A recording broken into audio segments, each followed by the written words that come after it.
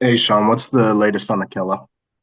He'll be good to go. Just a little. It was just his groin got tight during the game, and so don't expect it to affect his status for this week. You talked a lot about the red zone play calling yesterday. When you looked back on the tape, what were your takeaways from that?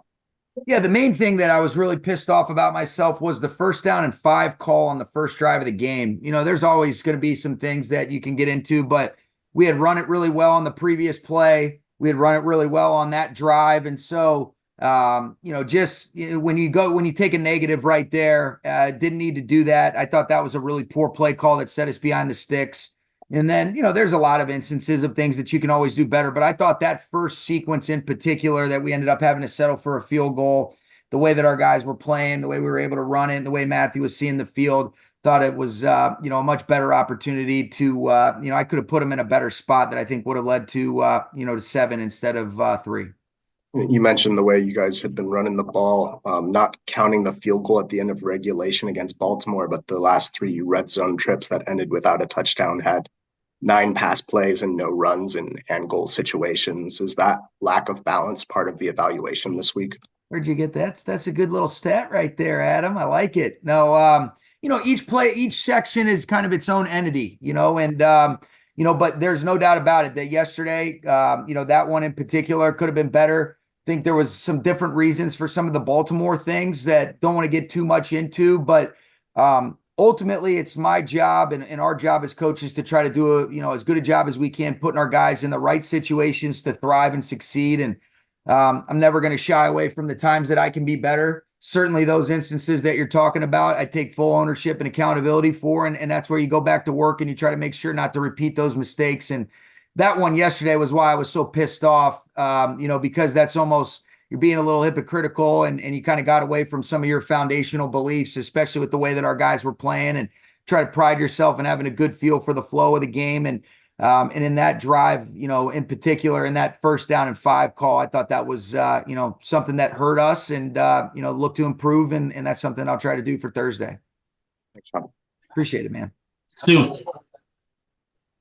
Hey, Sean, besides Ahkello, were there any other injury updates coming out of yesterday's game? Tre Tomlinson is the only one. He got I think it's his thigh. It just felt a little bit in his thigh. He wasn't able to return, and so our guys are starting to trickle in right now. But after the game, did a full eval. Those were the only two guys, and should be in good shape. And somebody needs to hit mute. And then I guess beyond that, I know you were asked about Rob yesterday, but still the case, still expect him to return for Thursday night. I do, yes. Okay, thank you. You're welcome. Hey, Sean, what was your evaluation of Lucas yesterday and any concern moving forward? I did, obviously the one that stands out. I thought because of the magnitude of that kick, especially given the circumstances, Jordan, where you're inside of 45, you got a chance to really go up, where it's a 3 possession game there. And, 31 points in that situation would have made it a totally different feel towards the latter part of the game. So I think you want to be careful to overreact to one kick, but it was a big kick. And, I do know that this guy has shown the ability to respond, Jordan. We saw that against Baltimore. And so, I'm optimistic that that's what we'll see this Thursday. And then for the year overall at that position, I guess how would you change, or if you would change the process of determining who your full-time guy is going to be? Yeah, here's what I would say, and you know this as well, Jordan. I've been really spoiled since I've been here, where you get here, you've got Greg Zuerlein, who's awesome, ends up winning Special Teams Player of the Year in 2018. And then you have, we went through a similar transition, before we ended up getting Matt Gay in the middle of the year and, a couple years ago. And so, we've had two really good kickers that I think have spoiled us in terms of their consistent, production, and ability to deliver. I do know this, when you look at a lot of these really successful kickers, especially the young ones, there's some growing pains that you go through, and usually you end up working through it. And a lot of these guys that are having a huge amount of success experience some form of adversity early on in their careers. But it's about how do you respond? And that's why there's a confidence and, and an optimistic approach as it relates to Lucas. I think he's shown some good things, and I just think you always evaluate your process, but the kicker position in general is a very fickle one, and and then I think there's a lot of instances too, especially with Brett and even with Lucas, where you're asking him to attempt some longer kicks, where I have to be accountable for that as well. But those ones that are 45 and in, we expect to be consistent on. And then last for me, this is kind of an odd question, but Carson was like really active on the sideline. He was buzzing back and forth in front of me, like running wind sprints. I actually noticed that yesterday. Okay, so not I'll as have to dumb. ask him. I don't know what the hell was going on. He was staying loose, though. I do know that much. Yeah, I guess I wonder, did anything happen at all with Matthew that caused maybe prompted him to be that active, or what? No, he wanted to get some extra cardio in, during the game. He was double dipping. So I noticed that as well. But he's always, he's kind of always been a guy that I think does just stay loose. And you'll have to ask him about that, though. But I actually did notice that a couple times as this big creature was buzzing back and forth in front of me on the sidelines. Thanks, Sean. You're welcome. Sarah, then we'll wrap up with Gary.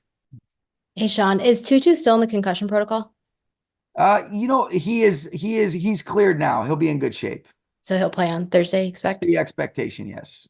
And I know we've talked about red zone calling, but you guys actually lead the league in coming away with points once you get into the red area. All right, there it is. There's a positive spirit. What do you attribute that success to coming away with points, even if it's not the 7 that you want? Yeah, we've been pretty good in the red zone overall. There's been a heightened awareness, especially the last couple of weeks because of the way that we went right down the field in both our opening drives and had to settle for a field goal, which, like I said, I got to do better for our guys, but we've been pretty good in the red area. I think that's a tribute to, all 11. Everything, starts with Matthew, but I think we've been able to run the ball effectively. And then once we do get in the tight red area, we've been consistent of making those kicks. And so that's a credit to the teams, to offense, but ultimately you want to come away with touchdowns. And I think there's been a heightened awareness, which, you have to acknowledge those things because it's always about what have you done lately and being able to continue to take steps. But we've been pretty good in the red area.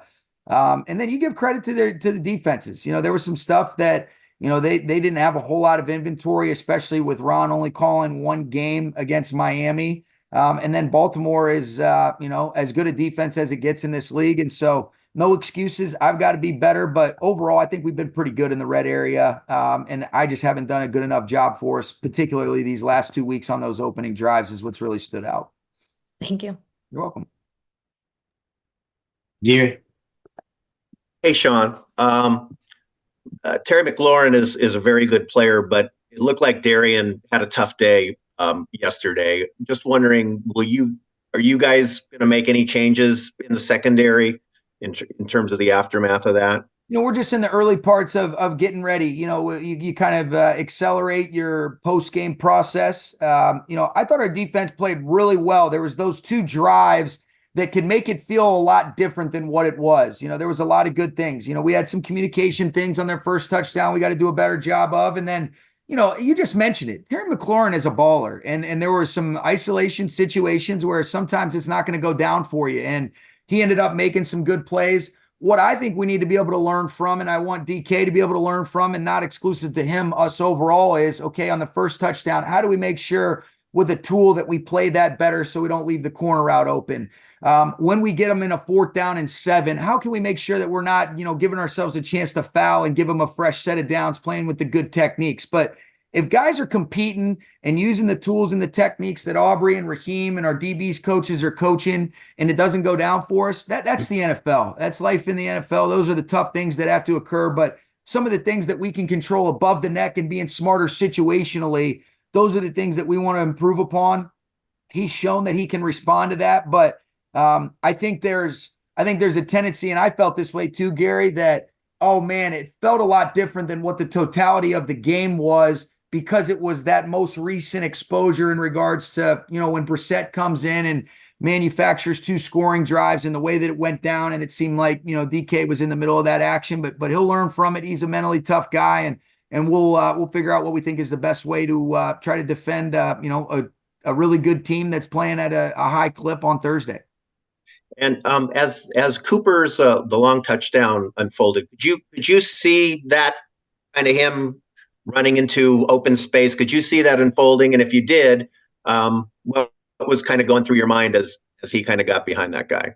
Well, you could see they busted the coverage. They were playing a single high zone in the third corner squeeze, and the flat player didn't carry when we got too vertical through a zone. So I was like, oh, just make sure we hit it.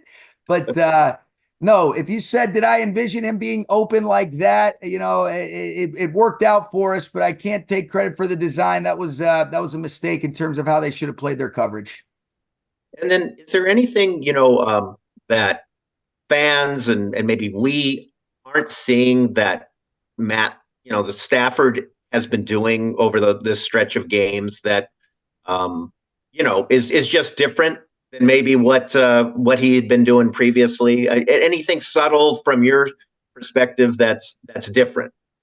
I don't think it's different. I just think he's elevating everybody that he's around, Gary. He's got just a great vibe about himself, the way that he comes in, the way that he interacts with his teammates, how intentional he is in the meeting room, on the walkthroughs, and then how competitive he is in practice settings, whether it's when we're going, good on good, or whether we're in, some of our, look squad, preparation periods. And so he's been outstanding, and I think he's really got great command of what we're doing, Gary. He's taking great care of the football. He's getting through progressions quickly. I think he's seeing the field well, and what I love is he's getting all of his eligibles involved. The ball's getting spread around, and that's when I think we're at our best, when you're using all of the skills and the playmakers that we have at our disposal. And I think these guys are playing confident.